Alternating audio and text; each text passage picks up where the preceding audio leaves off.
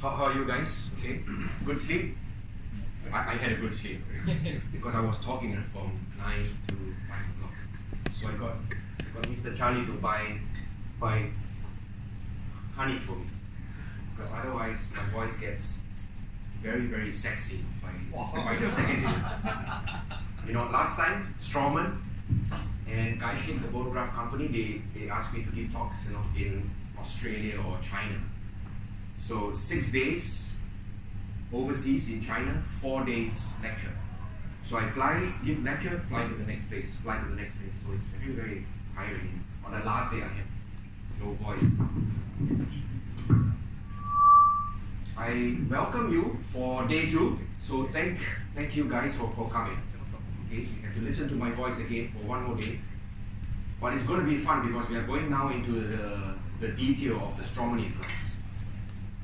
You look at the kit in front of you, you'll take a closer look and let you know what are the key components or the drills that we actually use. We have the hands-on following after that. So I will teach you to place 2 situations. One is a single tooth gap. Okay?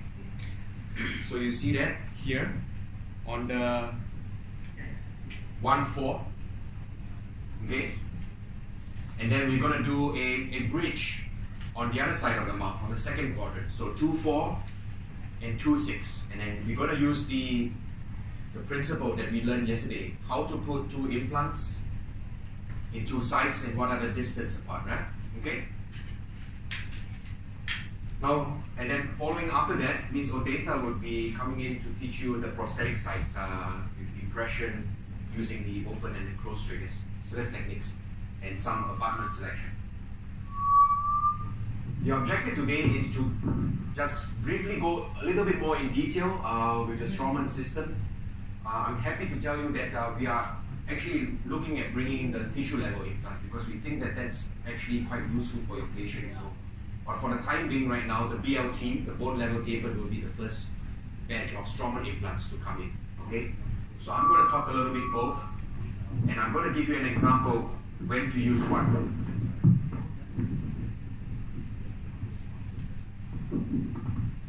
Okay?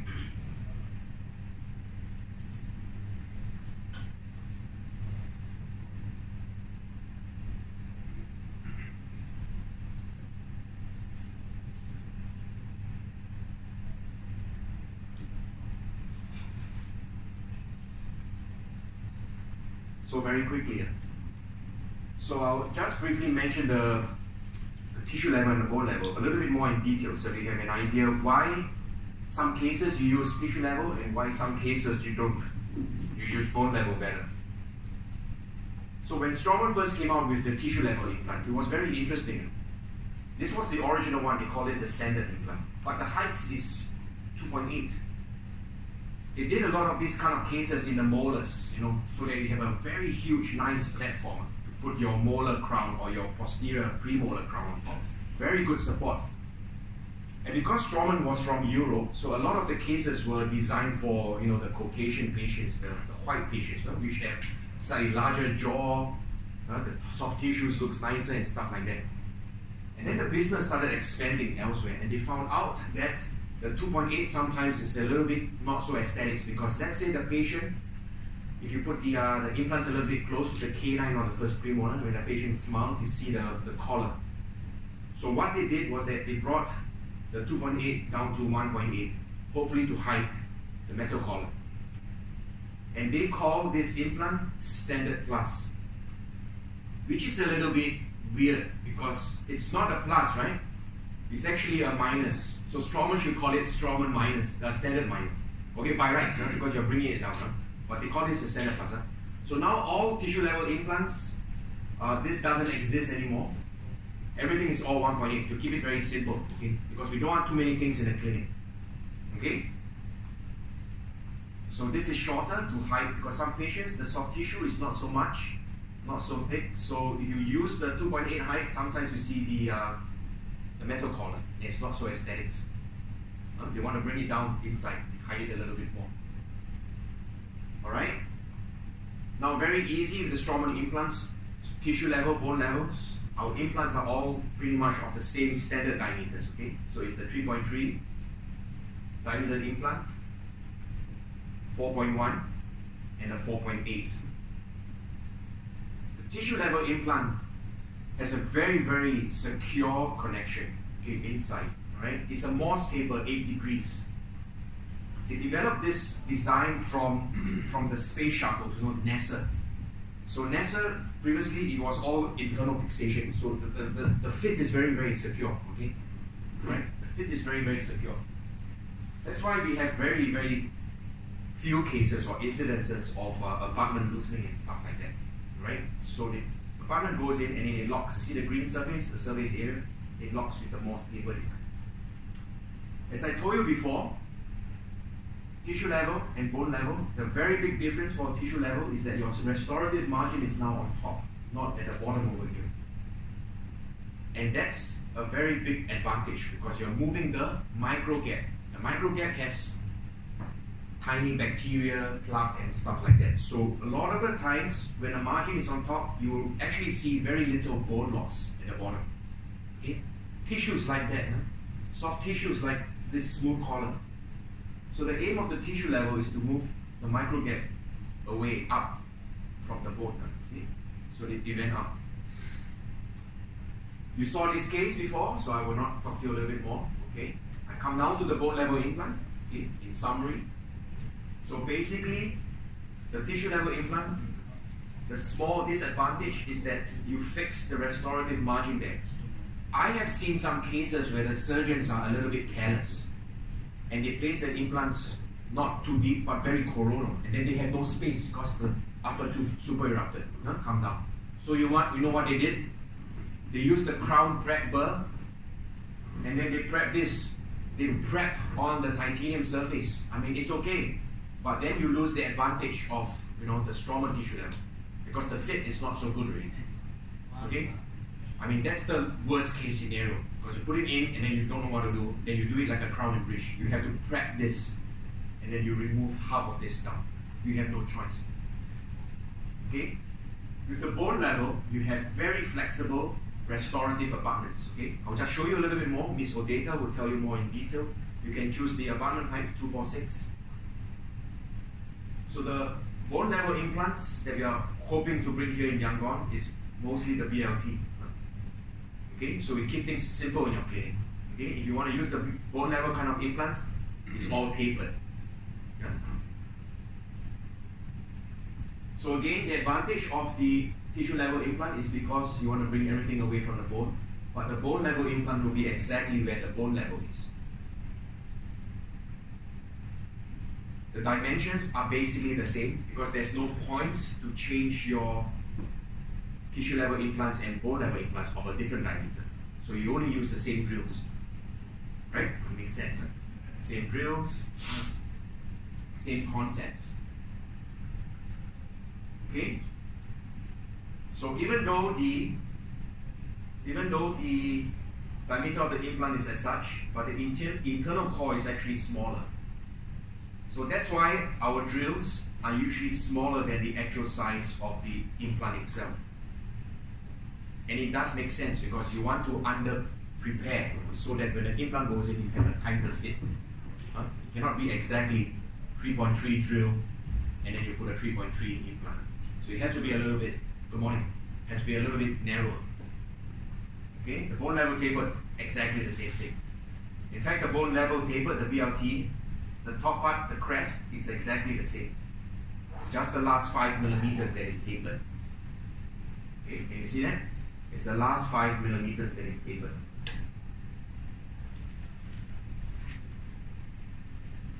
So I explained to you why BLT works for us, because it's very tight, and a lot of the Asian jaws, we have smaller bone.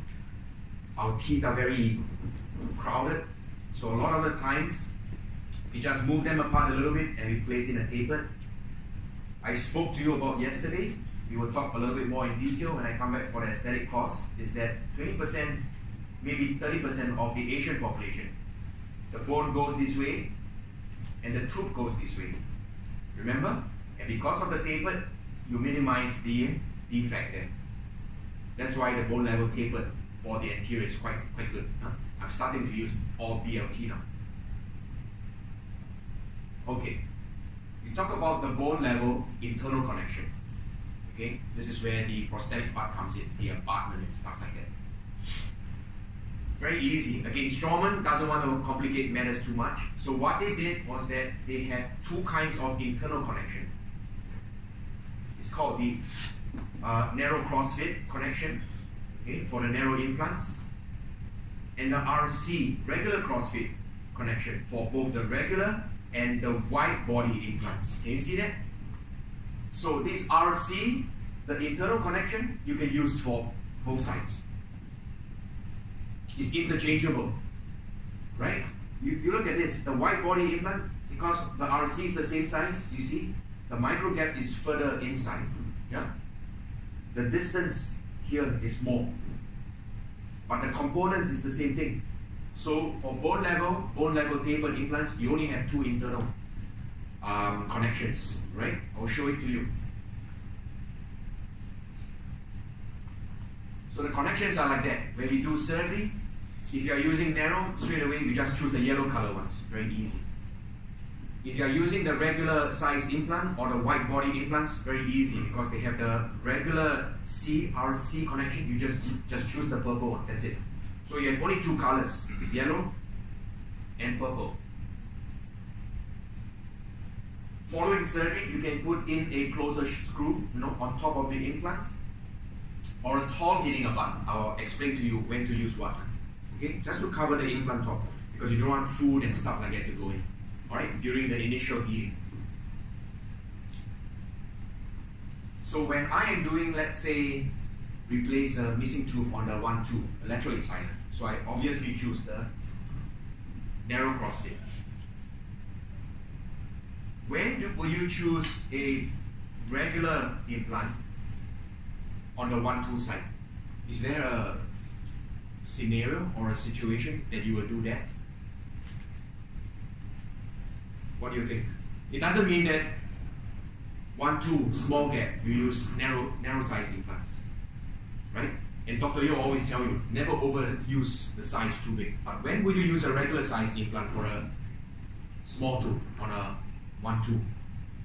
When you have now more expats coming in, the Caucasians coming in, and then these are big guys, and all of a sudden he comes to your clinic and he has that 1-2, and then the space is so big because his teeth are so big. Then you use the regular size, you see? You got to fit in. It's possible.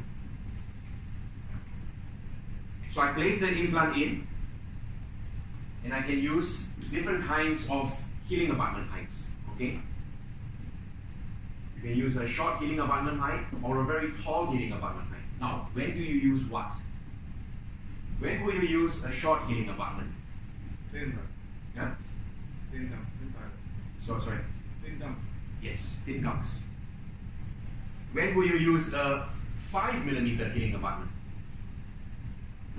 Thick one. Thick one and? When it becomes too thick? When you have to put the implant so deep, right? When you have to bury the implant so deep into the bone. Okay? And then you can't put in a short one, because otherwise during stage 2, the uncovering, you have to open up the gums and look for, remove all the soft tissue and then find the screw excess and then remove the cap, right? So to make your life easier, you just roughly gauge. I'll show it to you. So they have different shapes, you see, 3.6, very narrow, okay? Very tight space, so I like that for, let's say, lower anterior or the upper. I choose a little bit wider if, let's say, I have more space, because the emergence of the crown looks nice. But the height is the same. You see that? It's the same. Okay. Regular CrossFit, the purple color abutments, healing abutments. Same thing, 246. Okay, and they have the smaller diameter and the larger diameter. As I say again, the bone level implants, okay, unlike the tissue level implants, the micro gap is actually quite low. So what they did was that they are hoping that to prevent bone loss at the crest over here, to move the micro gap inside the implant. They call this concept platform switching. I think some of you have heard about this before. Huh? Platform switching is the implant, okay? Or the other word is called horizontal offset. They mean the same thing. Okay? They mean the same thing. Okay. The other difference between bone level and tissue level implants is the size of the thread. Okay?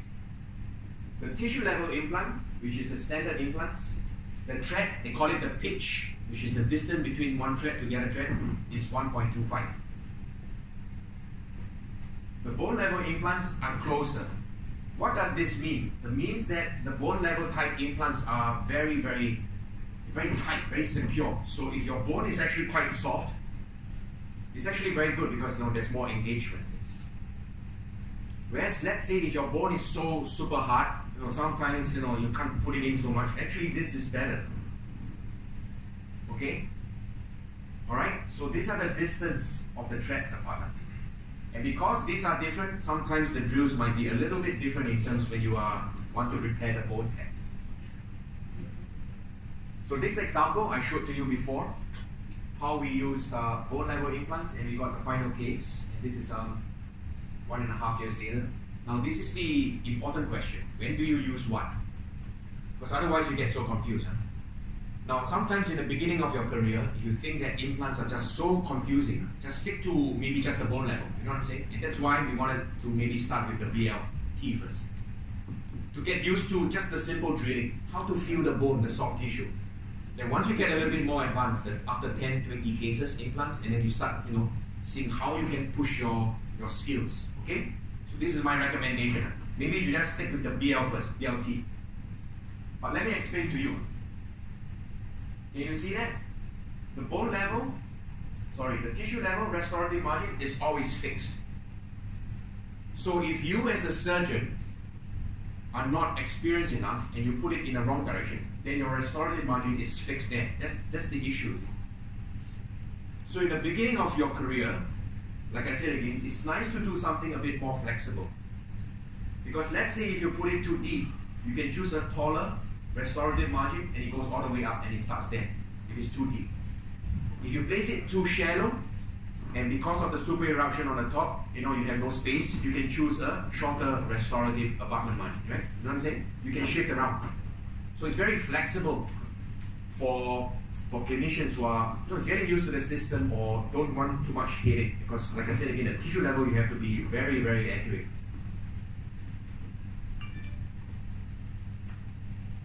The tissue level implants, the healing after doing the surgery is what we call passive healing. Passive healing means letting the body take over its job. Huh? Very easy, and that's why the tissue level implants is so nice, you see? Because straight away, when it heals, it's one stage, everything is there. A lot of the times you don't need to do 2 stage or a stage 2 in uncovering. Because the soft bone likes rough and the gums like smooth. So straight away the healing, 2 healings takes place.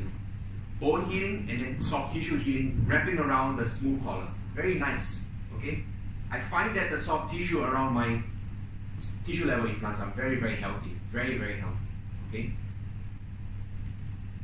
The bone level implant is a little bit different because when you put inside, right, the healing starts at the bone here. And the abutment or the cover screw is already hidden inside. And then you uncover it and then you change. So you have, two rounds of healing, is it? Okay? It's also good. It's also good. Alright? Doesn't mean that the bone level healing is not great. Okay? But this is what you call active healing of the healing abundance for the soft tissue. Now the surgical guideline, this you have to know. Okay? This is basically you have to know. Basically, when you are choosing any kind of bone level implant, okay, the rule is that the implant top has to be about at least 3 millimeters away from the future, I say again, from the future gingival margin. So if your gingival margin from the wax up is here, it has to be about 3 millimeters down. Okay? So you can control it by many ways. You can physically use a barrel probe and check. Okay, you must have a stent or a guide put on top. And then you have the age of the future gingival margin, and then 3 millimeters. That's one way you can do guided surgery, but we won't talk about too much in detail. Okay. Why do I say future gingival margin? Because some cases they have recession. So you need to know where your final crown is. Okay, then you follow. Because when you have recession and you follow the adjacent teeth, it's not accurate. Tissue level implants, the distance is a little bit less. But like I said again, if you do tissue level implants, especially in the anterior aesthetic zone, it's a bit tricky because you put it wrongly, then that's it. It doesn't look nice. My recommendations is tissue level implants. I use a lot. Mr. On will probably agree. We use a lot of tissue level implants in the non-aesthetic sites, in the molars. Firstly, non-aesthetic. Secondly, patients, okay, that's it. When you floss your teeth, which is easier, front or back? Front is easy to floss. Okay? So a lot of the cleaning is very good there. But sometimes at the back, like for me, I have to say that even flossing in the molar is very difficult. But if you were to put a tissue level implant on the molar, you are bringing that platform up, that micro gap up, so the flossing don't have to go all the way down into the gingiva, correct? So the cleaning for the patient actually around the tissue level implant is actually very easy. That's why we have better soft tissue. Okay? So something like that. You don't have to put the floss down or the interdental brush so low. So the access for optimal oral hygiene is perfect. Okay? So look at this case. This is my implant. Look, my implant is even better than the natural teeth. The natural teeth is not so clean. Actually, the periodontist is me. I should have cleaned and take a photo. Okay? So the tissue level implant, not bad. Second reason why I use tissue level implants in some areas. Where there is attachment loss or recession or gum disease. The bone and the gums have receded. For example, in the first molars. If I were to use a bone level implant, what happens? The crown is going to be, the implant is going to be very deep, meaning that my crown is going to be so long. Can you see that?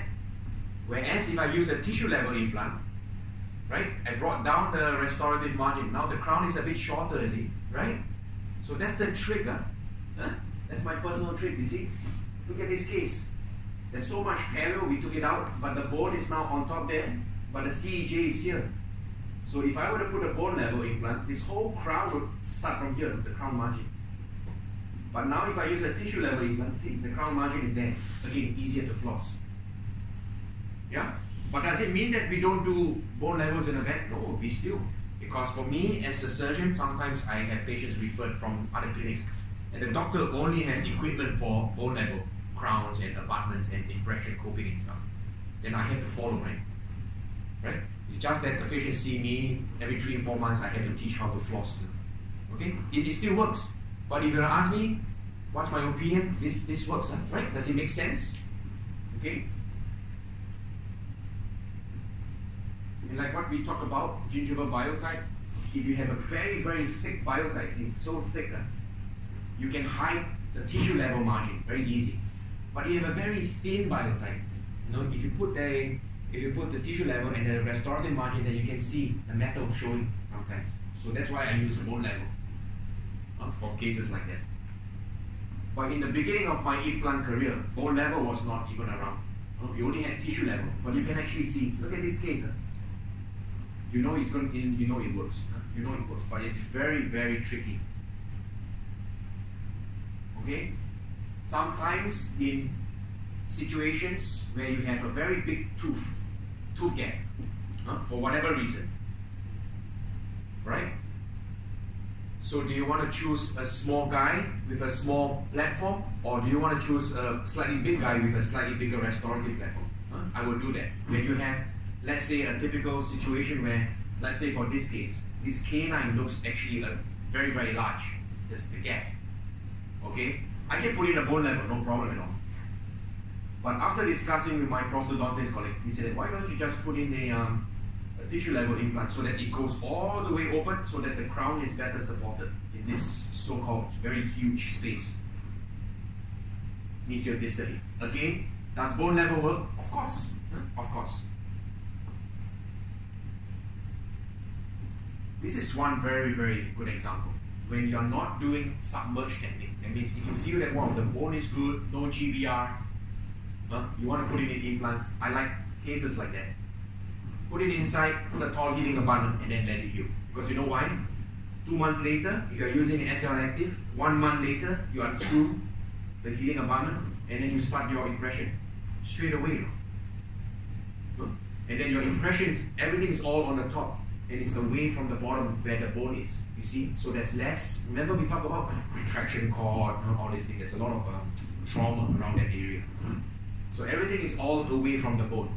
That's why I like about tissue level.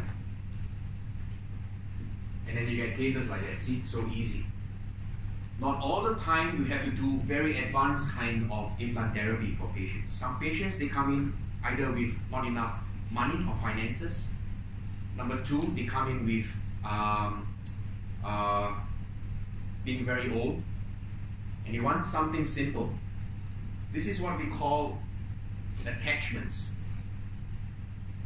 Okay? Novalex right now. These are like button, you know the shirt button? Yeah. So it's just click, click, click, and then the patient can basically walk around and eat, eat meat without the denture moving around. So I have a lot of elderly patients just on a mandible, just like that too. Simple, not so expensive, click, click, see, so easy to treat. When I do that, I like tissue level implants. Easy for these individuals to clean. Now we talk about bone level implants. Of course, right now, I will say that all my cases for the anterior aesthetic zone, I use bone level. In fact, now bone level taper, BLT. Okay? Easier for me, I don't really have to think so much, even for me. I do so many implants, but I find that for the aesthetically very demanding cases, bone level platform implants are great. Yeah? If the mucosa is so thin, can you see? Very, very thin, you want to use the bone level. Forget about the soft tissue component. When you have a very, very tight situation, I spoke to you about yesterday, right? The bone level implant has no top part, so it's very good for tight spaces. Because if you were to put, because previously it was very difficult, before bone level came, and I had a small space like that, and the only implant was going like that, so it was very tough. So you know what I had to do? We had to shave the side of the teeth, just to accommodate that narrow, that implant, and then with the tulip design. Now we don't, so it's great. Small spaces, you see, it's so tight. I put it on the lower. I think this is a 4131.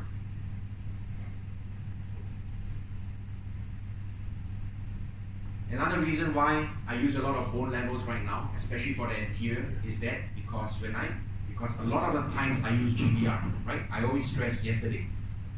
In the aesthetic side, you want to have that nice bump, the emergence. And then all this bone at the front there, because it's so thin, it shrinks, it shrinks, it shrinks. So you need GBR. Now, because you need GBR, what do you need? You need primary closure. Because you need primary closure, you want this to be as flat or as short as possible. Because if I were to put a tissue level implant, it means that my flap has to bring all the way up and I close. Now, it's very difficult. But now, without the top part, I put it inside and I use a cover screw. The flap is very easy. You can just bring it over like a blanket, and then you tie it with the sutures. Because of GBR. So in cases where I do a lot of GBR, I like this because I like to stretch, you see, my membrane over. I like to stretch my flap, everything over. Okay? So with the bone level implant, it's actually very easy. So obviously now we have the BLT, and the BLT has a lot of advantages to it. I like it especially because it's very, very tight. Firstly, number one, the tapered design is such a way that when you engage it, it's very secure. And because it's very secure, I like it in my anterior cases. You know, after extraction. Remember yesterday we discussed the timing protocol, early placement at 3 months. Sometimes the bone is still very soft, but with the BLT, it's very secure at the base there. So you put it inside and you get a very good stability. This one we spoke about yesterday.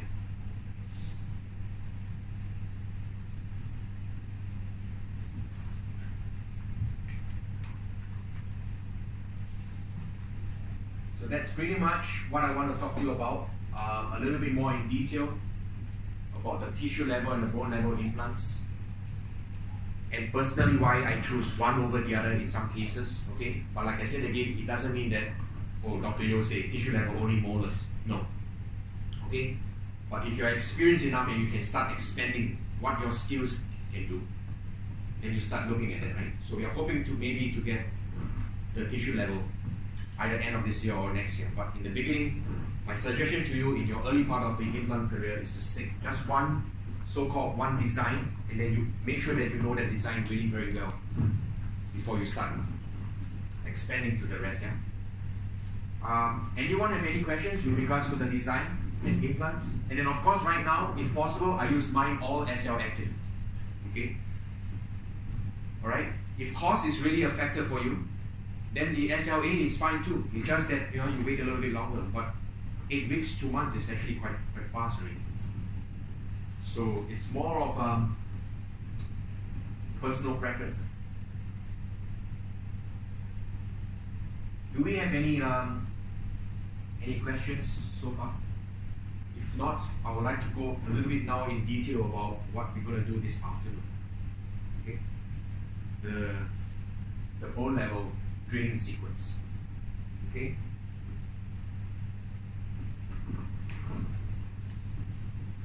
So I'm going to show you an example we saw with it yesterday as to how we go step by step in terms of placing a bone level type implant. Okay. Obviously, BL, BLT, they work the same way, right? The drills are a little bit different, but the dimensions are all the same. So mine is a BL.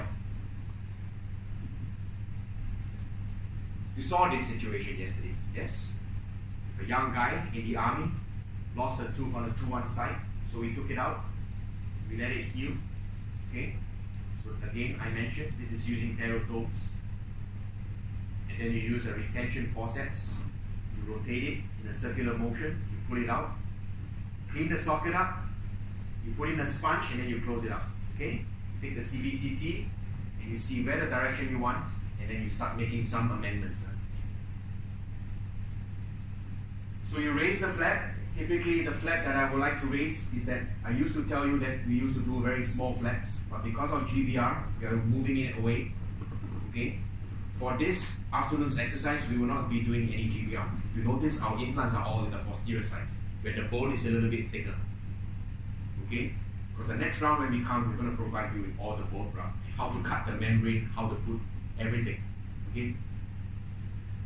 So basically, my flap design is very easy. Mid-crestal. Okay? Now I will have some questions for you to see whether you have paid attention yesterday. Before you do the mid-crestal incision on the top, what do you look out for? What do we look out for? Yesterday's example. If the patient has a little bit of buccal keratinized or thick mucosa, what do you do with that mid-crestal incision? You move a little. Right, remember that? Okay, so let me draw for you an example.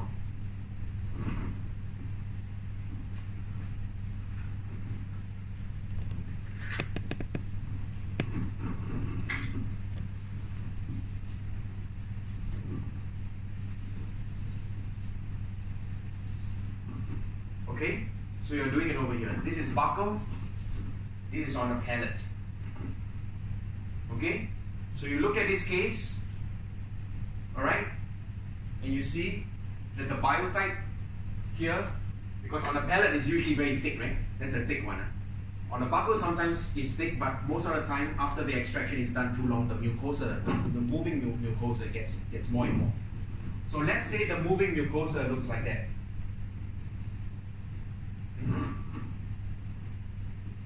Because if I were to make my incision exactly mid-crestal, okay, it will look like this. And I only have a little. So what you want to do is that you think about it and see whether you can swing your 15C. Okay? And instead of that, I will make my incision like that. Can you see? A little slope. So now my thick mucosa is so much already. Yeah? Does it make sense? Then I raise the flap. I look at the bone and you follow the principle, everything. You make the drill. So your first drill might actually be here and your mid-crestal is there. Can you see that? But it's okay because you know why? At the end of the day, the whole thing comes up, the implant, and the mucosa is here. You see? You bunch up and then you just close it up with the suture. So that's already one trick, you know. Straight away, low keratinized mucosa, and all of a sudden you get so much thing, you know, because you borrow some from the pattern. Okay? So you start with the mid-crestal incision, and then you go in intrasulcular. Okay? So intrasulcular, you use the 15C, you go in, and then you just make the incision like that. Because this is not a GBR course, and because we are doing it in the posterior, where mostly the bone is very thick, okay, you don't really have to raise a vertical incision flap. Very easy, just make it like that, okay? But just in case, if you have a dehiscence here, or a fenestration, what do? Sometimes what I do is that I just drop a small little vertical incision, just like that. Make a small incision and then raise the flap and then put your GBR. Okay? So you look at the area. I told you yesterday the recipe of success. You look at the area and you look at the defect. Is it a grade 1, grade 2, grade 3 defect? So you look at this. This is almost a grade 2 defect. So you lost some bone at the front there. You lost some bone on the vertical, but it's not so bad. So you got your stent ready, and the stent has where the future gingival margin is. Can you see that? Your future crown margin is going to be. So this is where you want to do. This is how it looks like. I like to use first and second round burr. So if you were to look at your kit, in front, you have first round burr and a second round burr. Can you see that? The first round burr is 1.4 diameter. Can you see that? Yes. And the second round burr is 2.3 diameter. So round 1, round 2. Okay?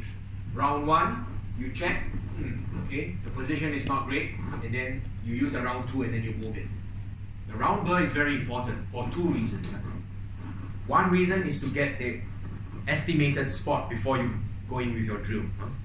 Because in implant dentistry, you don't want to change every drill. You make a different, position, because then your implant will be very unstable. You have to be very, very sure. So the first drill, the first round burr is to check, and then you get the mouth mirror, and then you check to see whether the position is okay, and then you open up with the second one. See, first round burr, second round burr, okay? 1.4, 2.3. The second purpose of the round burr is to check the quality of the bone. I saw you nodding your head. What do you mean by checking the quality? How do you use the round burr to check the quality of the bone? How it enters. How it enters. Do you understand what he means? When you use the round burr, sometimes, when I drill and I'm like, wow, this round burr is so difficult to go in. Most likely the bone is this or that, very dense.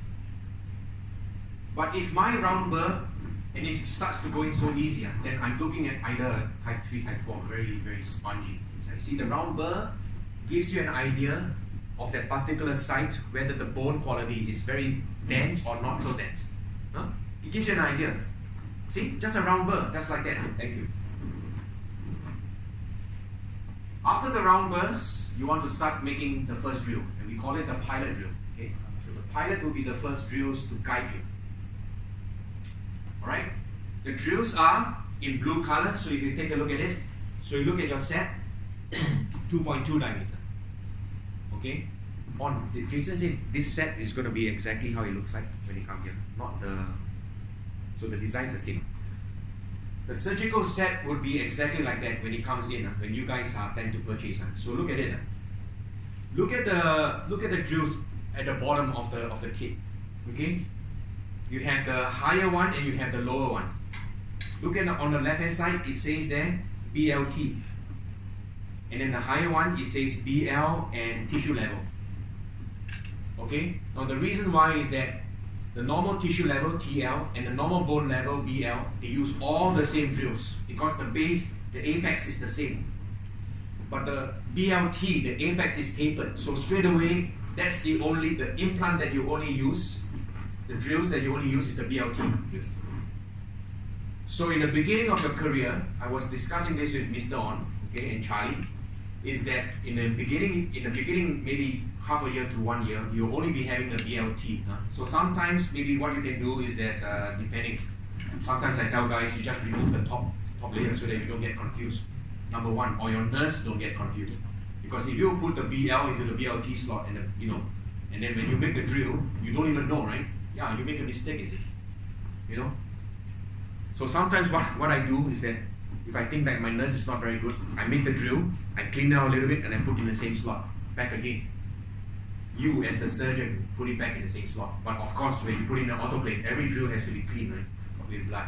But you put it back so that the nurse don't get mixed up. Okay? Unless you are the nurse. So. Okay? So BLT, can you see? The bottom row is all BLT. Okay? So if you look at your pilot drill, what is the first drill? It's 2.2. Now Straumann is so amazing. Why did they come up with the first drill, the first round burr, 1.4, and then the second round burr, 2.3? There's actually a reason. Not because, oh, I want to play some casino and just choose any number. No, it's not. The reason why the first pilot drill is 2.2 is that, what is the second round burr? Why? So what's the purpose? He can go in just very easily. Do you see now? The whole Straumann philosophy is to make things a bit easier. So you give you a bigger hole so that the drill just goes in nicely and then you make the drill. Rather than you have a small hole and then you try to force it in. Yeah. So this is what you call passive preparation. Very easy. You let it go. Okay, that's why the first and second round burrs must be almost accurate. Cannot you be playing and say, it's only a round burr. It's not, then you just put anyhow. It doesn't make sense. So there's a purpose of every drill. This is what you call. So the 2.2 drill will fit inside the 2.3 hole. So I say again, the pilot drill. Okay, and if you can see your drill, if you pick up your first 2.2 drill, can you see that? Can you see a dark band over there? What's the purpose of the band? Is to tell you the distance. Okay? The base of this band is 10. The top of this band is 12. Because sometimes there are situations where you can't see, or the light is no good, or the patient is on blood thinners and you forgot to stop, and everything is all bloody and wow. Then you don't want them to count 1, 2, 3, 4, 5. No. So straight away, if your target is 10 millimeters, you need to get the base disappear, and then that's it. Okay? And because if your implant is 8 millimeters, then you know if the band is still there, you are at 8. It's very easy. So that it's like a parallel probe, very, very easy to identify. So I say again, the base of the band here is 10. But basically, this is 6 millimeters, this is 8, this is 10, this is 12. And then we have the alignment pins on the depth gauge. Okay? This is what I like about Straumann system, because every drill, pilot drill, every twist drill has its guide pin. The guide pin will tell you whether the depth or the distance is correct, number one. Number two, the angulation is correct. Remember what Dr. Yo spoke to you about? Angulation, you use the lower implant must basically hit the functional cusp of the upper tooth, the upper implant must hit the lower functional buccal cast of the molar, stuff like that is to guide you. Okay, so the guide pin on the depth gauge serves two purposes: to make sure that the 10 millimeters is really 10 and that the angulation is correct. Because if the angulation is wrong, at this stage over here, 2.2, it's very easy to change.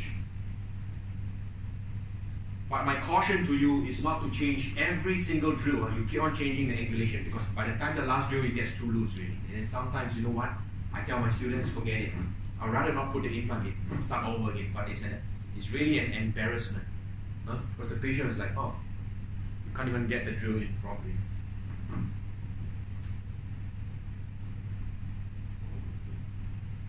So the same case, on a site 2-1, we went in with the pilot drill. And according to Straumann's or the manufacturer instructions, we run it at 800 RPM. Okay? Sometimes for certain purposes, like our hands-on, because this is not a true bone mandible or a maxilla. It's very, very tough. Sometimes some of these material plastics. So I run it very fast. In a live patient, it's 800. When do I increase it? When the bone is so dense. There are some patients it's so dense you can't even drill in at all. It's those type 1 bone. Sometimes I run it at maybe 900. Okay? But we try to follow the manufacturer's instruction at 800. So you run it the first time and then you get your depth gauge or your guide pin and then you check. Right? If it's in an aesthetic zone, we will discuss about the next time. We have the traffic light. In the middle, away from the red color danger zone, it has to be inside. Okay? The exit point, when you look at the occlusal view, it has to be slightly palatal to the incisal edge. Remember? That kind of thing. But in the molar side, not so difficult. In the molars, because aesthetics is not so critical there, but still important. Then after that, the 2.2 drill, you go with your third round burr. Where is your third round burr? What is the distance? 3.1. So your third round burr goes in to open up the hole. And what is your next drill? The yellow color one. You see the purpose? The drill is smaller than the round burr, so it goes in very easily. So the third round burr just opens up the top so that your yellow drill or your twist drill, the 2.8, goes in very easily. Yeah? Okay, so this is the purpose. So this is where the major part of the drills comes in. The reason why it's color-coded is because for the ease of use and also for packing. Your nurse, every drill, if you look at it, the shank of the drill has a color code, if I can see correctly. There's a color code, right? There's a band on the drills by right. For ease of packing, is it? Only the BLT. Only the BLT has it? Yeah. Okay. Yeah, do you see that? Only the BLT has the color code. Yeah. Below the drills. I think it's also good so that you know that you're using a BLT and not a BL. Okay? The profile and the tag also have the yellow. There will be the band. Yeah. Now, why these three colors are important? Because if you are using a narrow diameter implant, the narrow reduced diameter, yellow, finish, stop. Your drill size is 2.8, the implant is 3.3, stop. If you are placing it in a normal central incisor or a canine or a premolar site, then the red color one, you stop. Okay? If you are planning for a large molar, first molar, second molar site, or a huge premolar, you stop at the green color one, the 4.2 drill. Okay? So the pilot drill is your first testing drill. And then after that, it's almost your confirmed drill already. You cannot be moving around so much. So the twist drills are slightly smaller than the actual diameter of your implant. Of course, because you want your diameter of the implant to be bigger so that you have a very tight fit. So if you are doing it in an aesthetic zone, okay, you always follow this three-dimensional principle. Okay? So check to see where your future gingival margin is, at least 3 millimeters, sometimes 4, but not shorter. Because you need the space. It has to be somewhat in the middle. When is the time when I don't put it in the middle. I told you before, when you have a super large space and you want to leave a diastema there, then you have to really shift. You measure how big is your implant is, the crown, and then you put it in the middle. Middle of your future crown, not the size. No, things like that. You have to think. So you put it inside and then you check. If you like it, that's it. And then you start using the final twist drill, which is the 3.5, the red color one. And then you finally put it in. With your guide pin, you check. Is the depth correct? Is the angulation correct? Yes, you like it? Good. Okay? Now, before you put in the BLT implant, okay, the top you have to mix a little bit of preparation. Okay? So this is what you call the bone level profile, which is the top. You want to prepare the top. Okay? So the bone level tapered profile drill, so for the 3.5, if you look at your kit, your kit would basically tell you finish with the bone level and then you go up. You know the second row? You see the second row are all the different profile drills. You have the tissue level profile drill, which is the standard plus P. You have the bone level profile drill, which is the BL. Okay? And the final column, which is the BLT row. That's where you want to use. Okay? Or like I said again, if you're so confused, you throw everything else and then you only keep whatever you want to use. Okay? And then slowly, when you are getting more experience, you start adding it. Because in the beginning, it gets very confusing. Okay? So, when you finish your 3.5, you go up with the BLT row and then you start using that profile drill. And that profile drill looks exactly like that. Okay, on the screen here. And what it does is basically, it follows the same shape. If you look in a slide in front of you, it's just to open up so that the top part fits in very nicely. And the drill speed is actually 300.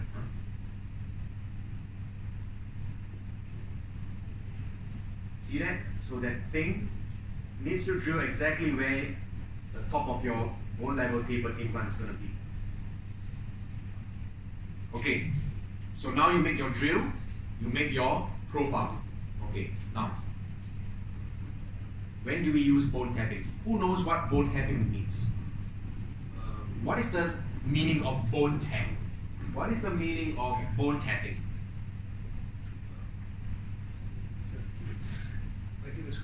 You want to make the tread lines inside the bone. Okay? Now, Straumann say that everything you have to bone tap. And bone tap all the way down. If you put in a 10mm, you tap all the way down to 10mm. But when I was with Professor Boozer, he told me this trick. Some of your bone is very dense. When you have very dense bone, like type 1 especially, or type 2, you want to bone tap almost everything. Because you know why? Otherwise, when you put in an implant, you can hear, you hear this sound, it's like putting a screw in the door. And it's not good, you know why? The necrosis is very, very bad. You get the bone dying around it. And sometimes you get infection in it. Okay? Now, when you have a situation like type 4, very spongy, of course you don't tap because it's already so soft. So type 4, sometimes I don't even tap. And sometimes between class 2 and 3, you know what I do? I tap halfway. So instead of 10mm, 5mm. Just to get the screw thread on the top. Just to get the screw thread on top. And then inside, I don't tap. So you have to find out your preference. It's just like removing wisdom teeth. Your first crown prep, things like that. You got to get used to it. And then finally, you find out what works for you. Alright? So bone tap is very important because if you don't do bone tapping in those class 1 and type 1 and type 2 kind of bone, when you put an implant in, you're going to kill the bone inside. And then you're going to get necrosis. Okay? So the bone tap, if you look at the red color ones, is actually all the way up the BLT. Can you see that? So is this one? Yes. Which one is that? Yes. Can you see do you see the bone tap? Yes, that one. This one. This one.